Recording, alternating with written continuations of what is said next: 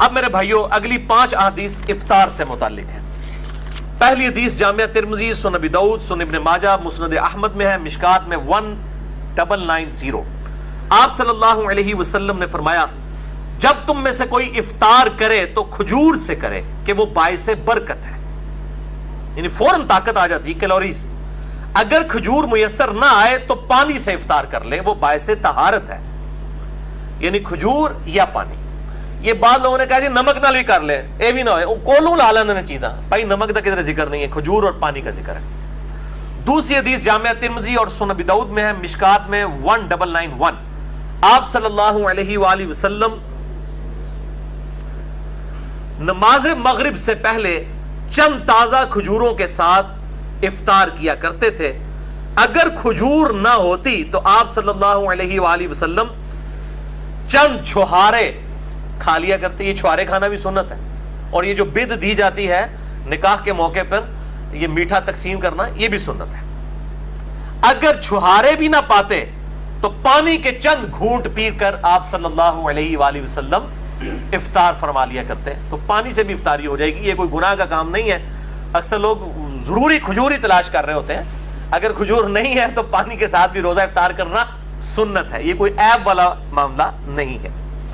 تیسری حدیث سنن ابی داؤد میں ہے، بڑی کریٹیکل ہے، میں اس کا نمبر بھی بتا دوں، 2357 اور مشکات میں 1993 کہ آپ صلی اللہ علیہ وآلہ وسلم جب روزہ افطار کرتے تو آپ صلی اللہ علیہ وآلہ وسلم یہ دعا پڑھا کرتے: ذهب الظمأ وابتلت العروق وثبت الاجر انشاءاللہ. پیاس چلی گئی، رگیں تر ہو گئیں. یہ افطار کے بعد پڑھنا ہے جب رگ واقعی تر ہو جائے، پہلے نہیں. اور اللہ کے حضور انشاءاللہ ہمارا اجر پکا ہو گیا. تو یہ آپ صلی اللہ علیہ وآلہ وسلم دعا پڑھا کرتے تھے. مشکات میں اتنے الفاظ ہیں، ابو داؤد میں پوری حدیث ہے. سنن ابی داؤد 2357. وہ تابعی کہتے ہیں کہ عبداللہ بن عمر کو میں نے 2 کام کرتے ہوئے دیکھا ہے. ایک تو وہ مطلقاً مٹھی کے بعد داڑھی کاٹا کرتے تھے، مطلقاً، کوئی حج عمرے کا ذکر نہیں. اور دوسرا افطار کے وقت یہ دعا پڑھا کرتے تھے اور کہتے تھے کہ نبی صلی اللہ علیہ وآلہ وسلم بھی افطار کے وقت یہ دعا پڑھتے تھے. داڑھی پہ میرا مسئلہ نمبر 33 ڈیٹیل کے ساتھ آپ دیکھ سکتے ہیں، اس حدیث کو میں نے بیان کیا وہاں پر بھی. ایک اور مشہور حدیث ہے لیکن پکی ضعیف ہے، مرسل روایت ہے. تابعی نے صحابی سے نہیں، ڈائریکٹ نبی صلی اللہ علیہ وآلہ وسلم سے روایت بیان کی ہے. اس کو ہم کہتے ہیں مرسل، چھوٹا ہوا واسطہ، منقطع ہے. معاذ بن زہرہ تابعی سے کہ نبی صلی اللہ علیہ وآلہ وسلم دعا پڑھتے تھے اللہم لک صمت وعلی رزقک افطرت. لیکن یہ روایت مرسل ہے، چھوٹا ہوا واسطہ ہے، ضعیف روایت ہے، اور اس کو بھی خالص نہیں رہنے دیا ہے. پہلے روایتی جعلی تھی، اس میں بھی لوگوں نے اللہم انی لک صمت وبک آمنت وعلیک توکلت وعلی رزقک افطرت. اور ملاوٹ ہوئی، شاید بھی ملاوٹ پائی ہوئی ہے. یہ دعا ویسے ہی کمزور تھی اور بالکل چھوٹا ہوا واسطہ تھا، اور باقی جو ساتھ ملا دیا. اور پھر کہتے ہیں کہ کیا اس میں کون سے الفاظ غلط ہیں. بھائی بخاری اور مسلم دونوں میں حدیث موجود ہے. بخاری میں 247 ہے اور مسلم میں 6882. ایک صحابی کو آپ صلی اللہ علیہ وسلم نے دعا تعلیم فرمائی، اس میں الفاظ تھے بنبیک الذی ارسلت، میں ایمان لایا اس کتاب پر جو تو نے اپنے نبی کے ساتھ نازل کی. اس صحابی نے دعا میں پڑھ دیا برسولک، میں اس کتاب پر ایمان لایا جو تیرے رسول کے ساتھ نازل ہوئی. رسول سپرلیٹو ڈگری ہے، نبی تو چھوٹی ڈگری ہے. اس نے نبی کے الفاظ کو رسول کر دیا، اعلیٰ کام کیا، نیکی کا کام. لیکن آپ صلی اللہ علیہ وآلہ وسلم نے فرمایا بنبی کا کہو، وہی کہو جو میں نے تعلیم فرمایا. یعنی بنبی کا کو بی رسولی کا بھی نہیں پڑھ سکتے. یہ جائے کہ بندہ خود سے جی وہ واقعنا عذاب القبری، واقعنا عذاب الحشری، پتہ نہیں کیا کچھ داخل کیا ہوا ہے. قرآن میں دعا آئی ہوئی ہے میرے بھائیوں، سورۃ البقرہ میں، بخاری اور مسلم میں موجود ہے، ربنا آتنا فی الدنیا حسنۃ وفی الآخرۃ حسنۃ وقنا عذاب النار. یا بخاری اور مسلم میں ہے اللہم ربنا آتنا فی الدنیا حسنہ وفی الآخرۃ حسنۃ وقنا عذاب النار. دنیا میں سب کچھ دنیا آ گیا، آخرت میں قبر آخرت کی منزلوں میں سے پہلی منزل ہے.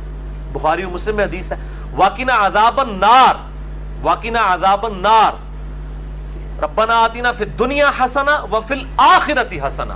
آخرت کی حسنہ ہونے میں عذاب قبر سے بھی، عذاب محشر سے بھی، اور اسی طریقے سے پل صراط، یہ ساری چیزیں وفی الآخرۃ حسنہ میں آتی ہیں. اور واقعی عذاب النار میں تو الٹیمیٹ کامیابی آ گئی الحمدللہ.